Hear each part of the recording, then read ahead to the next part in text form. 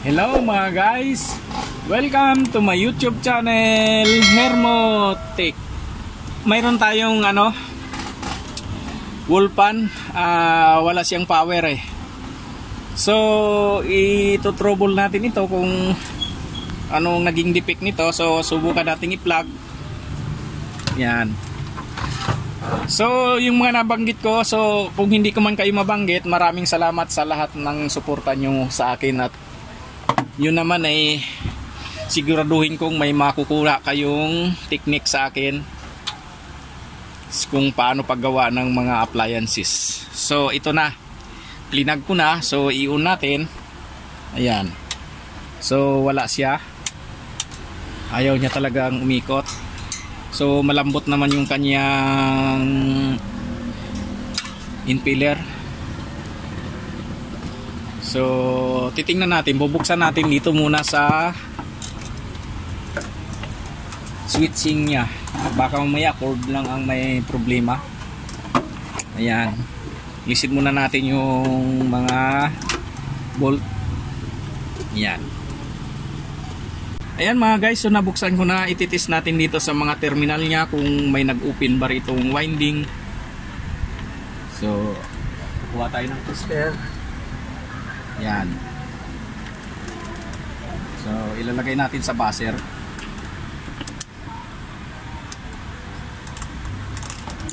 Teka, malikot yung ating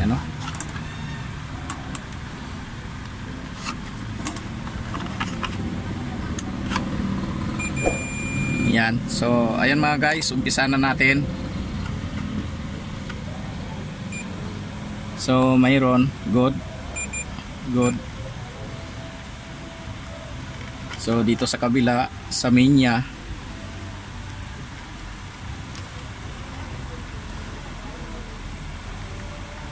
so wala siyang main. Yung cord, ititest din natin yung cord. Baka mamaya sa cord lang. Ayan na. Yan.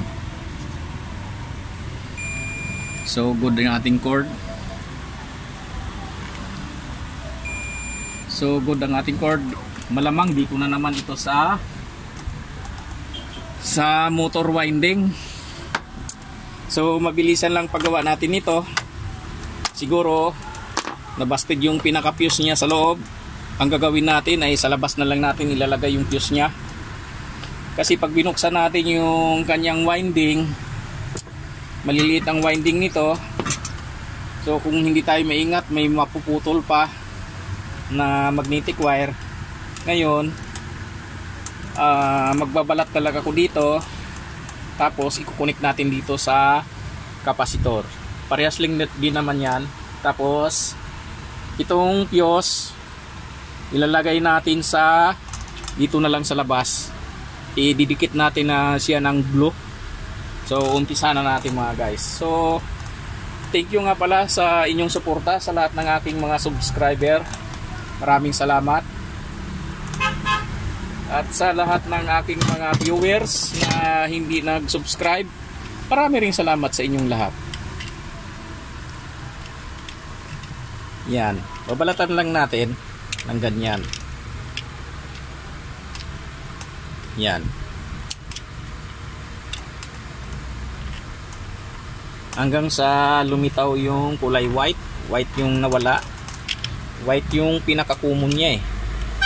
So dito tayo. Yan. Babalatan na natin to. Tapos ikukunik natin dito yung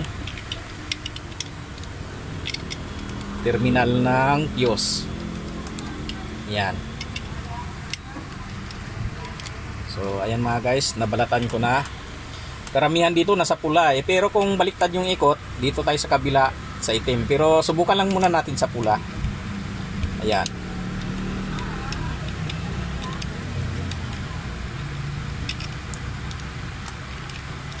Balatan natin dito. Pwede rin naman dito sa loob. Kaya lang kasi gaya ng sinabi ko, matagal pa eh. Babaklasin nyo pa yan. Babaklasin pa natin. Tapos minsan napuputol pa dahil maliliit yung winding niya. So i-try lang muna natin, hindi muna natin kabitan ng fuse. Susubukan ko lang kung iikot na siya. Yan. So ipa-plug ko. Yan. Tapos susubukan ko munang idikit lang. So ayan mga guys, umikot na siya. Yan. Yan, umikot na siya. Ibig sabihin, fuse nga lang talaga. Yan. So, ang gagawin natin ay dito na lang natin ilagay sa labas yung kanyang fuse. Lalagyan natin ito ng wire. So, parang mahina kanina yung ikot. So, susubukan natin, baka mamaya sira na itong kapasitor niya. So, ikakabit ko muna yung fuse. Yan. Cut natin yung wire niya, masyadong mahaba. Yan. Yan.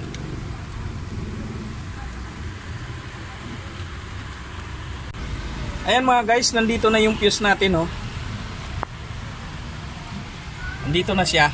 So ididikit natin mamaya yan, nalagyan muna natin mamaya yan ng glue. So andito yung dalawang terminal niya. Ngayon ikukunik natin dito. Yan. Kukunik natin dito. Yan.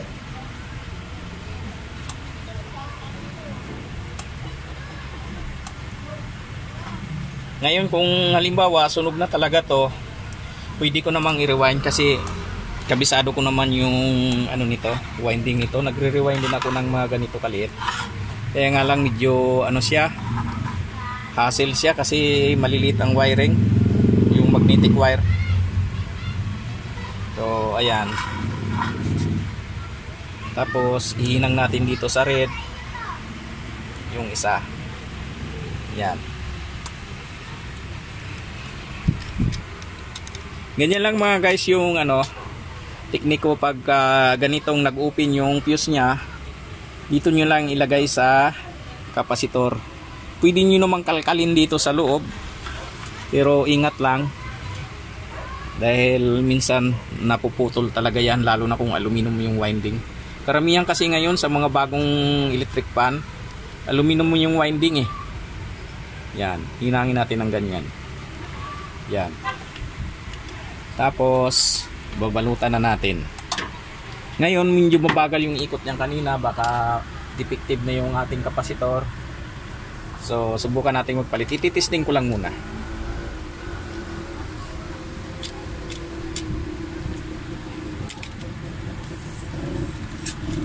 Yan. Balutan natin ng electrical tape.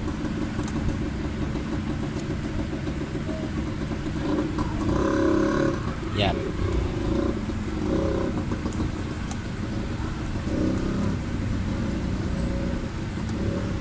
Siya.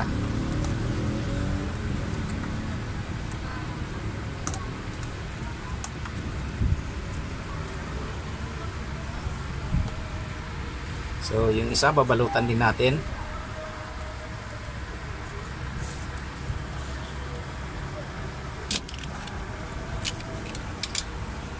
Yan.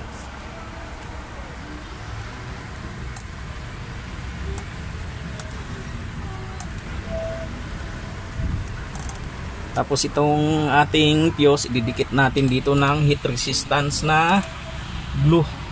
Meron ako eh. Kasi umiinit tong ating winding, kailangan heat resistance yung ating pandikit na gagamitin. Pwede rin yung steel epoxy.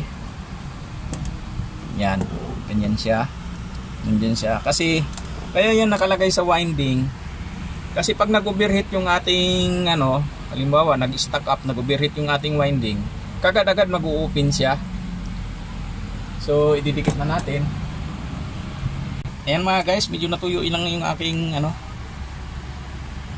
So ayan na.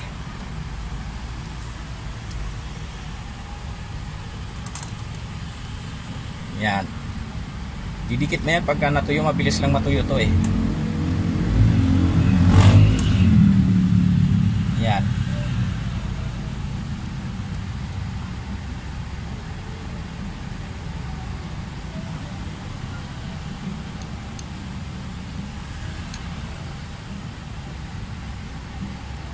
Yan, ganyan lang.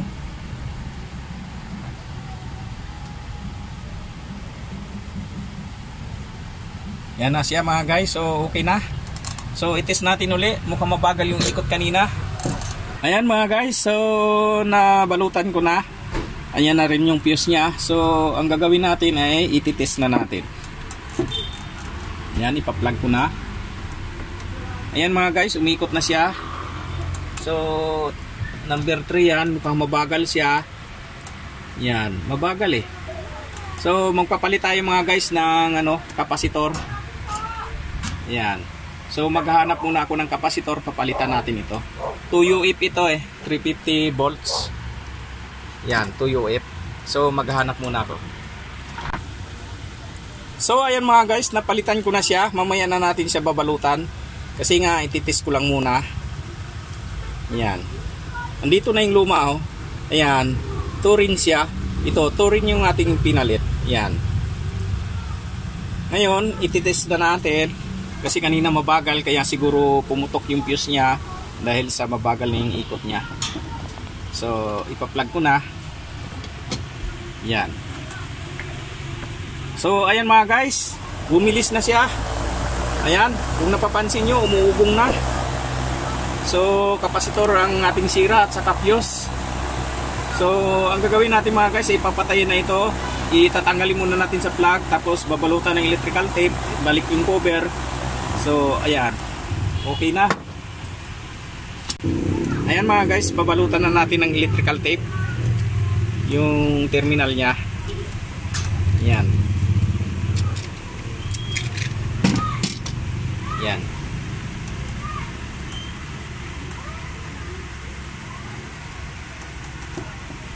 Tapos ito, hindi na natin ma-screw dahil putol yung kanyang So ilagay na lang natin sa loob.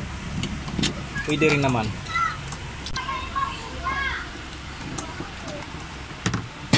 So dahil ito hindi na natin matornilyo, ilagay na lang natin dito sa itaas. So ayan siya, dyan siya. Dyan siya nakapisto. So ayan, ganyan na lang siya. Tapos babalik na natin yung ating cover. Ayan.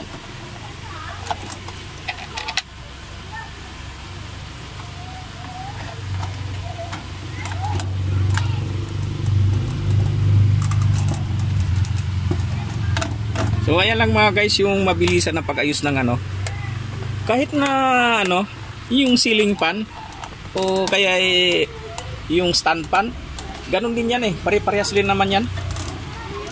Ganun din ang mga connection yan. Nag-iiba lang yung kulay ng winding, yung wire na ginamit. Pero tandaan mo lang yung nakakoneksyon sa plug, yun ang common. Yung nakakoneksyon sa cord, teka mamaya ipakita ko sa inyo. Yan, tapos na siya. So ganito lang yan mga guys. Diba ito yung white, ito yung ating common. Tapos itong natira, ito yung 1, 2, 3. Ngayon tingnan nyo lagi, pag ito ang nag-open na galing sa cord, ito ang nag-open, sigurado fuse yun. Ngayon pwede nyo gawin yung ganon. Pero kung ito ang nag-open na sa sa speed nya, kailangan nyo talagang baklasin doon sa sa winding.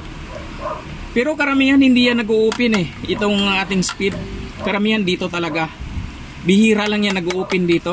Maliban na lang kung natanggal sa tali, tapos nahugot yung wire, saka lang siya mag-open. Hindi kasi ito kasing linya na ito, hindi pwedeng i-direct to sa kapasitor eh. Kasi ito, speed. Ito ang nasa nakadirect sa kapasitor na dumaan ng fuse. So ganun lang mga guys. Baka gawin nyo pag ito ang halimbawa nawalan kayo ng number 1, baka idugtong nyo doon sa kapasitor. Hindi yun pwede, magsishorted yun. So kailangan nyo talagang buksan yung ating winding at doon nyo talaga si dudugtong. So ganun lang mga guys ang tip ko. At babalik na natin yung ating cover. Yan, balik na natin, tapos itetest natin uli. Yan. Ang busing nga pala nito minsan pag ako nag-ayos, yung busing kinukonvert ko na sa bearing. Mayroon kasi kaming turnuhan sa shop. Kasi pag busing kasi madali lang masira. Yung bearing halos hindi ka na magpapalit. Kaya ang ginagawa namin, tinuturno yung casing tapos pinapalitan ng bearing na. Pero ito, good pa naman yung busing niya dahil umiikot pa naman siya. Yan. Kailangan kasi sa mga ganito, pagkabago kasi ang ating electric fan, hindi na kailangan langisan kasi mayroon na siyang lifetime na langis. So matagal siya. Ngayon pag in-applyan mo yan ng langis, iba na yung langis na ginagamit natin. So kailangan mo na mag-apply ng langis ng buwan-buwan doon sa sa shafting niya papunta sa busing. Kaya ang ginagawa ko, pag bago yung electric fan, hindi ko nilalagyan ng langis kasi nga iba yung langis na galing sa factory, lifetime na. Naghahanap nga ako ng ganyang langis, so wala akong makita. Ordinaryong langis lang ang nabibili. So pag nilagyan siya ganyan, kailangan lagyan mo lagi. At saka kino-convert ko na sa bearing para lalong mas matibay. So ayan mga guys, nasa uli ko na at ititest na natin. Yan. So babaliktarin ko lang, medyo marumi na ito. Hindi nalinisan ng may-ari. Bahala na siya maglinis dito. So ayan na. So ilagay naman na natin sa 0. So ipa-plug ko na. Yan. Lagay natin sa 1. Ayan, umikot na siya. Medyo mabagal pa. Ngayon sa number 2. Ayan. Pabilis yan ng pabilis. Tapos sa number 3. Ayan. Ayan na. Umuubong na siya. So ayan lang mga guys, at sana may natutunan kayo sa akin at salamat sa aking mga subscriber. So hindi nyo pagsisihan, marami kayo talagang matutunan sa akin. Kaya lang medyo babagal kasi yung uploading namin, kaya minsan iniiksiyan ko yung video, pasensya na kayo. Pero yung mga hindi ko pinapakita, yung mga madali lang naman gawin, basta ang importante lang yung hindi nyo halos yung hindi nyo maintindihan, yun yung pinapaliwanag ko at yun ang pinapakita ko sa video. So ayan mga guys, so maraming salamat at salamat sa inyong panonood. Please like, share and subscribe to my YouTube channel for more upcoming videos. So thank you.